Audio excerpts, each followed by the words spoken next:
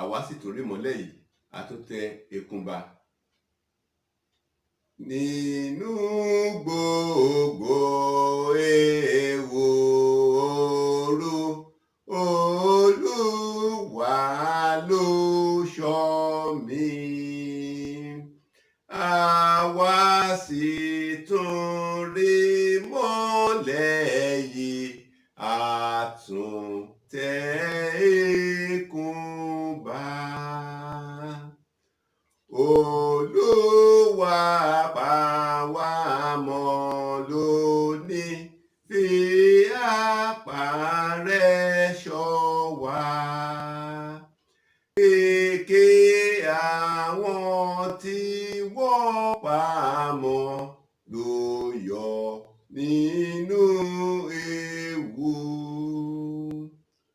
Kọ̀rọ̀ wa àti ìwà wa wípé tìrẹ là wá.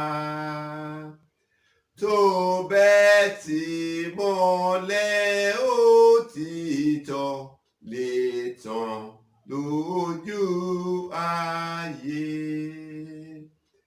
Má jẹ́ ká padà lọ́dọ̀ rẹ, Olùgbàlà ọ̀wọ́n. Tètè a ó fojú wa rí ojú rẹ ní òpin. Àmín. Ibi kíkà wa ti òwúrọ̀ yìí ó wà nínú ìwé Sámúẹ́lì kejì orí ìkejì. Sámúẹ́lì kejì orí ìkejì.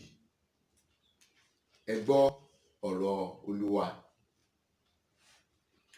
Ó sì ṣe lẹ́yìn èyí, Dáfídì sì béèrè lọ́wọ́ Olúwa pé kí èmi kí ó gòkè lọ sí ọ̀kan ní ìlú Júdà wọn níbí. Olúwa sì fún un pé gòkè lọ. Dáfídì sì wí pé níhà ibo ni kí èmi kí ó lọ? Òun sì wí pé ní Hebroni. Dáfídì sì gòkè lọ sí ibẹ̀ àti àwọn obìnrin rẹ̀ méjèèjì pẹ̀lú, Ahinoamu àti ará Jesreeli àti Abigaili obìnrin Nabali ará Kameli. Dáfídì sì mú àwọn ọmọkùnrin rẹ̀ tí ó wà lọ́dọ̀ rẹ̀ gòkè, olúkúlùkù ti òun ti ará ilé rẹ̀. Wọ́n sì jókòó ní ìlú Hebroni wọn nì. Àwọn ọkùnrin Júdà sì wá, wọ́n sì fi Dáfídì jọba níbẹ̀ lórí ilé Júdà. Wọ́n sì sọ fún Dáfídì pé àwọn arákùnrin Jábésì Gileadi ni ó sì kú Sọ́ọ̀lù. Dáfídì sì rán oníṣẹ́ sí àwọn ọkùnrin Jábésì Gileadi, ó sì fún wọn pé alábùkún fún li ẹ̀yin láti ọwọ́ Olúwa wá, bí ẹ ti ṣe oore yìí sí olúwa yín, sí Sọ́ọ̀lù, àní tí ẹ fi sìnkú rẹ̀. Ǹjẹ́ kí Olúwa kí ó ṣe oore àti òtítọ́ fún yín, èmi náà yóò sì san oore yìí fún yín nítorí tí ẹ̀yin ṣe nǹkan yìí. Ǹjẹ́ ẹ sì mú ọwọ́ yín le, kí ẹ sì jẹ́ ẹni alágbára, nítorí pé Sọ́ọ̀lù olúwa yín ti kú, ilé Júdà sì ti fi àmì òróró yàn mí bí ọba wọn. Ṣùgbọ́n Abneri ọmọ Neri, olórí ogun Sọ́ọ̀lù, sì mú Iṣboṣeti ọmọ Sọ́ọ̀lù, ó sì mú kọjá sí Mahanaimu. Òun sì fi jọba lórí Gileadi àti lórí àwọn ọmọ Aṣuri àti lórí Jesreeli àti lórí Efraimu àti lórí Benjamini àti lórí gbogbo Israẹli. Iṣboṣeti ọmọ Sọ́ọ̀lù sì jẹ́ ẹni 40 ọdún nígbà tí ó bẹ̀rẹ̀ sí jọba lórí Israẹli. Ó sì jọba ní ọdún 2, ṣùgbọ́n ìdílé Júdà ń tọ Dáfídì lẹ́yìn. Gbogbo ọjọ́ Dáfídì tí Dáfídì fi jọba ní Hebroni lórí ilé Júdà jẹ́ ọdún 7 àti oṣù 6. Abneri ọmọ Neri àti àwọn ìránṣẹ́ Iṣboṣeti ọmọ Sọ́ọ̀lù sì jáde kúrò ní Mahanaimu lọ sí Gibeoni. Joabu ọmọ Seruah àti àwọn ìránṣẹ́ Dáfídì sì jáde, wọ́n sì jọ pàdé níbi adágún Gibeoni. Wọ́n sì jókòó, ẹgbẹ́ kan ní apá ìhín adágún, ẹgbẹ́ kejì ní apá kejì adágún. Abneri sì wí fún Joabu pé, jẹ́ kí àwọn ọmọkùnrin dìde nísinsìnyí, kí wọn kí ó sì ta pọ́rọ́ síwájú wa. Joabu sì pé, jẹ́ kí wọn kí ó dìde. Nígbà náà ni àwọn 12 nínú ẹ̀yà Benjamini tí ṣe ti Iṣboṣeti ọmọ Sọ́ọ̀lù dìde, wọ́n sì kọjá sí ìhà kejì. 12 nínú àwọn ọmọ Dáfídì sì dìde, olúkúlùkù wọn sì di ọmọnìkejì rẹ̀ ní orí mú, olúkúlùkù sì tẹ idà rẹ̀ bọ ẹnìkejì rẹ̀ ní ìhà, wọ́n sì jọ ṣubú lulẹ̀. Nítorí náà ni a ṣe ń pe orúkọ ibẹ̀ náà ní Elkati-Hasiru-Rimu, tí ó wà ní Gibeoni. Èyí ni ọ̀rọ̀ Olúwa. Ọpẹ́ ni fún Olúwa. A dúpẹ́ lọ́wọ́ Ọlọ́run fún oore ọ̀fẹ́ tí Ọlọ́run tó fún wa ní òwúrọ̀ yìí. Olórin kan ní òyìnbó ní, anytime I see another breaking of the day, I say thank you Lord, thank you Lord. Anytime I see another breaking of the day, I say thank you Lord, thank you Lord. God has made us to see another breaking of the day, and we are here to say thank you Lord. May he accept our praises in Jesus' name. Amen. Ní ibi tí a kà ní òwúrọ̀ yìí, lẹ́yìn ikú Saul, a rí pé Dáfídì bẹ̀rẹ̀ sí gbé àwọn ìgbésẹ̀ kan. Ẹ bá ṣe gbàgbé pé láti ọwọ́ Sámúẹ́lì ni a ti yan Dáfídì ní ọba ní ọjọ́ tó ti pẹ́, ṣùgbọ́n ojú ò Dáfídì láti gorí àléfà. Ó dúró de àkókò t'Olúwa, kò ti torí ẹ̀ pa Saul nígbà tó tẹ̀ ní orí ọ̀fẹ́ gẹ́gẹ́ bí a ti sọ lánàá tàbí ní ìjẹta láti pa Saul, kò ṣe bẹ́ẹ̀, ṣùgbọ́n ó dúró de àkókò Olúwa. Àkókò Olúwa ti bẹ̀rẹ̀ sí wọlé dé díẹ̀díẹ̀ fún Dáfídì láti jẹ ọba. Nígbà tí Saul ti kú, Dáfídì wá béèrè lọ́wọ́ Olúwa, what is the next line of action? Kí ló fẹ́ kí n ṣe báyìí Olúwa? Ṣé kí n gòkè lọ sí ọ̀kan nínú àwọn ìlú Júdà wọn ni ní ẹsẹ̀ kìíní nìyẹn? Ọlọ́run sọ fún pé ó dá gòkè lọ. He didn't stop at that. Ó tún béèrè síwájú sí pé nínú àwọn ìlú Júdà yìí, ibo gangan ló fẹ́ kí n lọ? Olúwa wípé Hebroni ni kó máa lọ. Dáfídì dẹ̀ gòkè lọ sí Hebroni pẹ̀lú àwọn ìyàwó ẹ̀, pẹ̀lú àwọn ọmọ ẹ̀. Ó lọ sí Hebroni ní ibi tí Olúwa ní kó lọ. Nígbà tó dé Hebroni yẹn, àwọn ọkùnrin Júdà ọba kó ara wọn jọ wípé ohun tí à ń retí àkókò ẹ̀ ti tó. Ọba mú Dáfídì, wọ́n bá fi jọba lórí ilé Júdà. Ẹ má gbàgbé pé Ọlọ́run sọ pé Dáfídì máa jọba lórí ilé Júdà nìkan. Ohun tí Ọlọ́run sọ fún ní ìgbà náà ni pé ó máa jọba lórí ilé Ísírẹ́lì. Ṣùgbọ́n lórí ilé Júdà nìkan la sì fi Dáfídì jẹ ọba lé lórí. Lórí ilé Júdà nìkan, Dáfídì kò ṣe wàràwàrà, ó ṣe sùúrù. Ó tún wá gbọ́ wípé àwọn kan ti sin òkú Saul, pé àwọn ti sin òkú Saul. Inú ẹ̀ dùn, àwọn ọkùnrin Jábésì Gíleádì. Dáfídì sọ fún wọn pé ẹ̀dẹ̀ lóhùn láti ṣe bẹ́ẹ̀, alábùkún fún òní yín láti ọwọ́ Olúwa wá, pé ẹ ṣe oore yìí fún Saul, ẹ sin òkú ẹ̀, alábùkún fún yín láti ọ̀dọ̀ Olúwa wá, pé èmi pàápàá máa ṣe yín ní oore.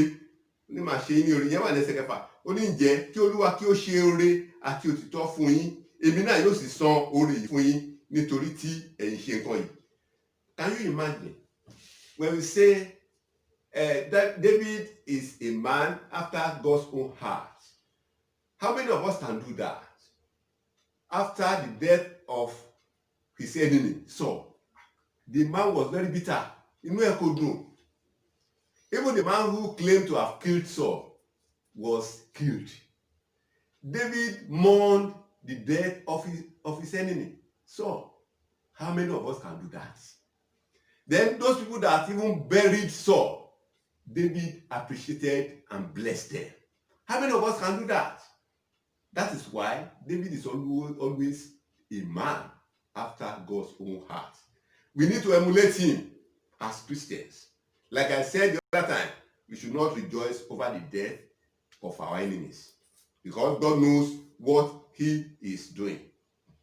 Ní ẹsẹ̀ kejì ibi tí a kà yẹn, ó ní ǹjẹ́ ẹ sì mú ọwọ́ yín le kí ẹ sì jẹ́ ẹni alágbára nítorí pé Sọ́ọ̀lù olúwa yín ti kú, ilé Júdà sì ti fi àmì òróró yàn mí bí ọba. Ìwọ̀sí ó tún sọ fún wọn wípé ilé Júdà ti fi òun jọba báyìí o.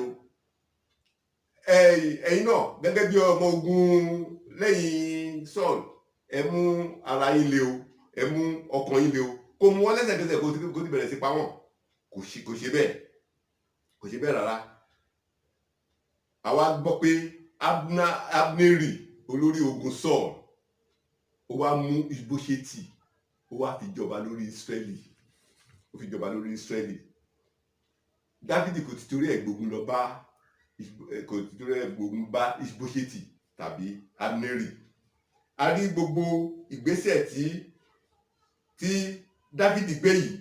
A rí pé ìgbésẹ̀ tó fi ògo fún Ọlọ́run, tó fi ìyìn fún Ọlọ́run, ó ní ìgbésẹ̀ tí ó gbé. Ẹ ká dúró bẹ̀ fún àárọ̀ yìí.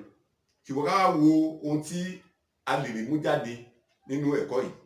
Ìkíní ni pé ní ẹsẹ̀ kìíní yẹn, wọ́n ní Dáfídì béèrè lọ́wọ́ Olúwa. Ṣé tí àwa fẹ́ gbé ìgbésẹ̀ kan, a máa ń béèrè lọ́wọ́ Olúwa? Do we even bother to ask from God or to commit our ways to him? Or we just want God to just stamp our opinion and our plans? Ṣé a kàn máa ń fẹ́ kí Ọlọ́run kó fi òǹtẹ̀ lu ìgbésẹ̀ wa ni?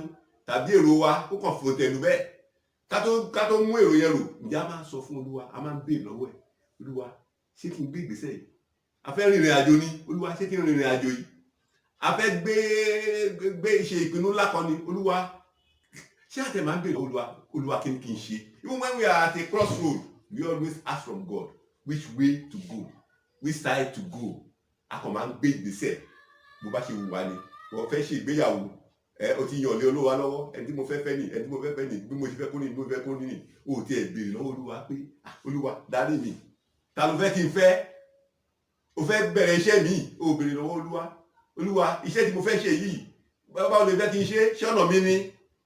Àkàn ti bẹ́ẹ̀lù, àwa máa béèrè lọ́wọ́ Olúwa, àṣẹ wa máa fi lé Olúwa lọ́wọ́. Olúwa bá mi ṣe ní àṣeyọrí. Ọlọ́run tí ò dání láti ìbẹ̀rẹ̀, òṣìṣẹ́ wa ń bẹ̀. So Dáfídì kò ṣe eléyìí. Nígbà tí Ọlọ́run sọ pé kó máa lọ sí ìlú Júdà kan, the man went ahead. Ó tún béèrè pé ìlú Júdà kọ́, ibo gbọ́ngàn ní ìlú Júdà. Ọlọ́run sọ pé kó máa lọ sí Hebroni. Hebroni tó wá yẹn, òun ni àwọn èèyàn ti fi jọba, ibi tí ire ayé ẹ̀ tó ti bẹ̀rẹ̀ sí tẹ̀ lọ́wọ́ nìyẹn. Mo gbàdúrà yìí pé lórúkọ Jésù, ire ayé wa kò ní bọ́ mọ́ wa lọ́wọ́. Níbikíbi tó wù ká wà, ire ayé wa á tẹ̀ wá lọ́wọ́. Oore ọ̀fẹ́ láti lè máa béèrè ìgbésẹ̀ tó kàn fún ìgbésẹ̀ ayé wa lọ́wọ́ Ọlọ́run, lórúkọ Jésù, Ọlọ́run á fi fún wa. Ìyẹn apá kìíní. Apá kejì ni pé nígbà tí ìròyìn dé etí Dáfídì yìí pé àwọn ará Jabes Gileadi wọ́n ti lọ sin òkú Sọ́ọ̀lù, inú Dáfídì yọ sí wọn. Kò sọ pé báwo lẹ ṣe lọ sin òkú ọ̀tá wọn, ẹni tó yẹ kó jẹrà mọ́rí ilẹ̀, ẹ wá lọ sin òkú ẹ̀, kó ní kọ́kọ́ lu wọn kọ́ pa wọ́n. Ṣe ni Dáfídì ó fi ìfẹ́ inú rere gbà á, ó dẹ̀ tún súre fún wọn, ó ní alábùkún fún ni wọ́n, pé wọ́n tẹ̀ ronú láti sin òkú Sọ́ọ̀lù, alábùkún fún ni wọ́n. Ó ní Ọlọ́run á ṣe wọ́n lóore, òun pàápàá á ṣe wọ́n lóore. How many of us can do that? Do we not always rejoice over the death of our enemies? And when calamities befall our enemies, the proposed or perceived enemies. Are we not always happy? Dáfídì kò ṣe yìí. Ẹ jẹ́ ká mú ẹ̀kọ́ yẹn. Mo gbàdúrà pé bí a ti ń lọ ní òwúrọ̀ yìí, oore ọ̀fẹ́ láti lè máa béèrè ní ọwọ́ Olúwa ìgbésẹ̀ tó kàn fún ìgbésẹ̀ ayé wa. Lórúkọ Jésù, Ọlọ́run á fún wa ní oore ọ̀fẹ́ yẹn. Bí a ti ń lọ ní òwúrọ̀ yìí, ẹ jẹ́ ká fi ọ̀nà wa lé Olúwa lọ́wọ́. Onísáàmù sọ pé fi ọ̀nà rẹ lé Olúwa lọ́wọ́, gbẹ́kẹ̀lé pẹ̀lú, òun yóò sì mú ṣẹ. Eléyìí Dáfídì ṣe tí ojú ò fi tì. Ẹnikẹ́ni tó bá fi ọ̀nà rẹ̀ lé Olúwa lọ́wọ́, ojú kò ní tì. Bíbélì wí pé ẹnikẹ́ni tó bá gbẹ́kẹ̀lé pàápàá, ojú kì yóò tì. Nítorí náà mo rọ̀ wá ní òwúrọ̀ yìí pé fi ọ̀nà rẹ lé Olúwa lọ́wọ́, kó o gbẹ́kẹ̀lé pẹ̀lú, ó dájú pé yóò ṣe ọ̀nà rere ní orúkọ Jésù Kristi. Ẹ jẹ́ kí a gbàdúrà. Olúwa Ọlọ́run ayérayé, Ọlọ́run ìyanu, ọ̀kan náà lánàá lónìí àti títí ayé àìnípẹ̀kun, Ọlọ́run àìkú, Ọlọ́run àìrí, Ọlọ́run àìdíbàjẹ́, a dúpẹ́ lọ́wọ́ yín pé ẹ fún wa ní oore ọ̀fẹ́ láti tún mọ ọjọ́ tuntun tòní. Olúwa gba ọpẹ́ àti ìyìn wa. Olúwa Ọlọ́run ìyè àti agbára, àwọn ọmọ yín fẹ́ jáde lọ lónìí.